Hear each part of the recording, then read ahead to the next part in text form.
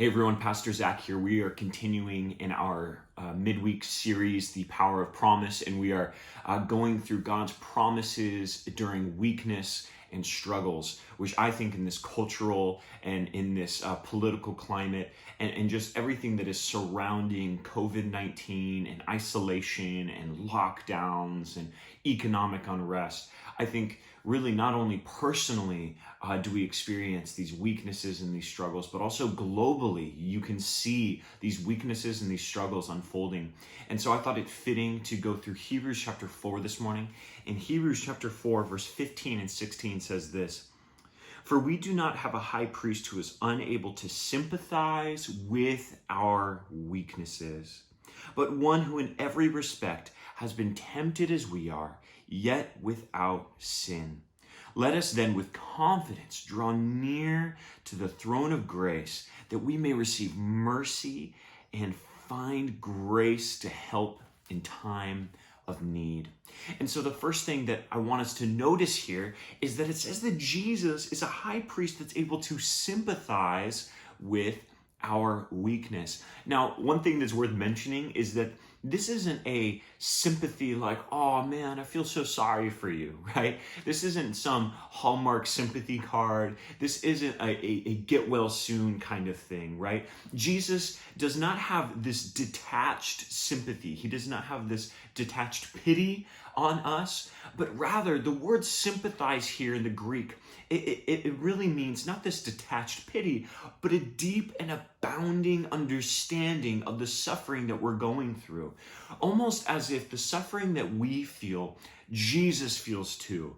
That he feels it in his bones and in his gut, right? That everything that we experience and everything that we go through, Jesus is acquainted not only with the reality surrounding your suffering, but he knows the feeling of your suffering. He knows the depths and the anguish of your suffering.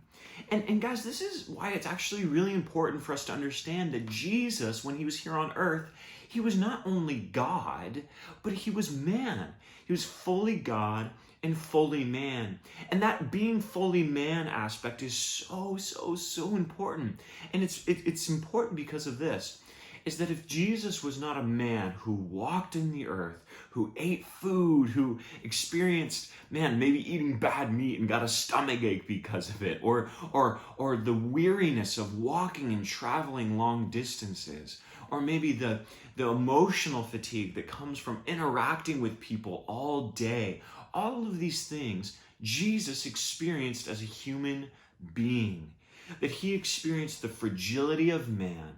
He experienced the full spectrum of emotions that we all go through. And he is well acquainted with the dysfunction and with the turmoil and with the fears and anxieties that everyone goes through on a daily basis. You see, the time that Jesus walked in was not very unlike this time. There's political unrest. There was what's going on in culture? There was these socioeconomic divides that caused tension and friction.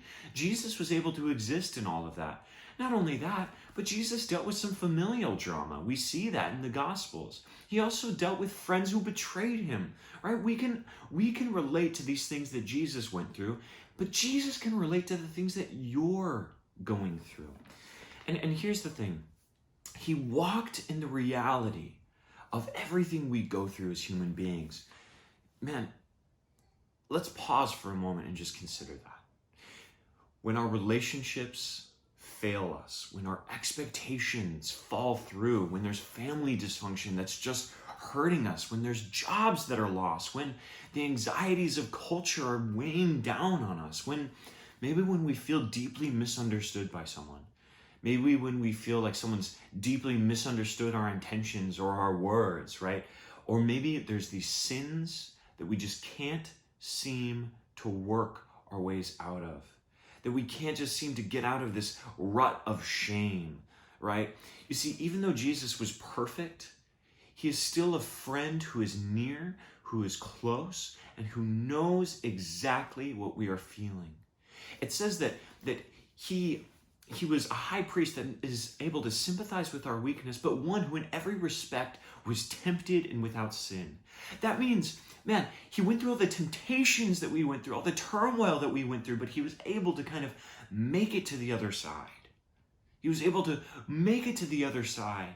And he allows us and he brings us into that reality that we're able to come to the other side with him.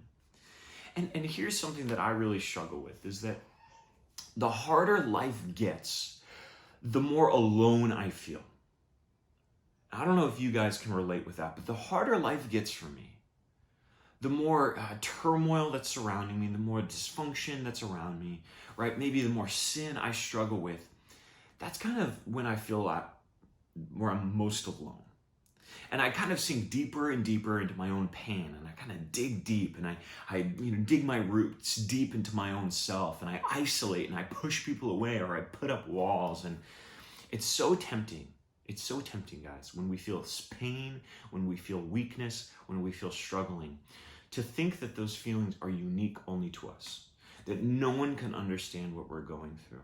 And I want to encourage you, not only does Jesus understand what you're going through, but man, the realities and the struggles of humanity are universal.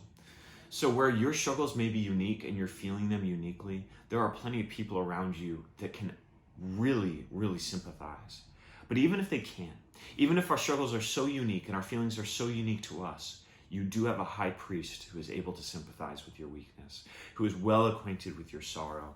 And here's why that's a really healthy reality for us to understand, is that when we kind of like dig all of our sins and our shame and our struggles and our insecurities, when we kind of push it down and we kind of suppress those feelings, two things happen. One is that we leak, right? You can't bottle those things up without it oozing out and leaking out in a really unhealthy and dysfunctional way. And so even if you think you're hiding your emotions, even if you think you're hiding your struggles and your weaknesses, you aren't. They're leaking out in really unhealthy ways. Maybe you're passive aggressive, maybe you're a little bit snippy with your spouse, right? Whatever it might be, these emotions, these struggles, they leak out eventually.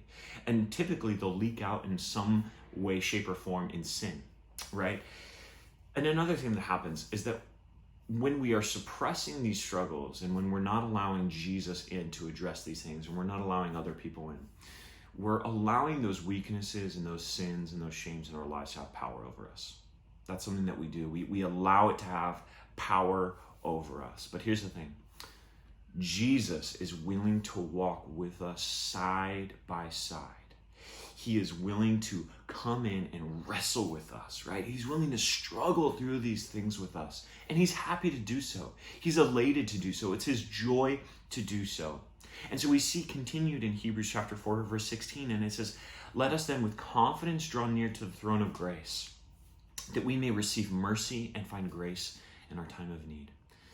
Not only does Jesus know where you are now, and he sympathizes with our weaknesses, but Jesus has also been to the other side and invites us into that, right? He has victory over sin. He has victory over shame. He has victory over all of these things, and he invites us in to experience those with him.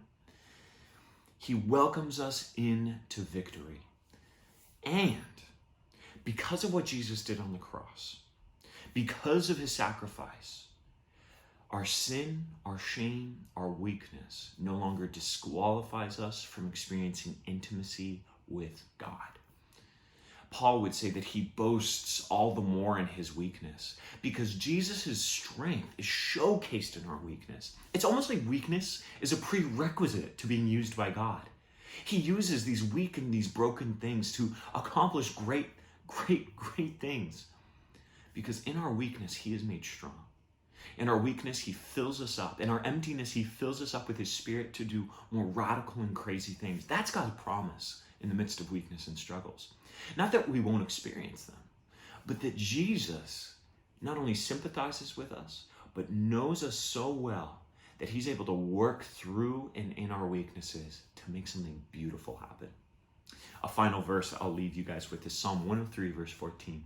And it says, "For he knows our frame. He remembers that we are dust." Know this, guys.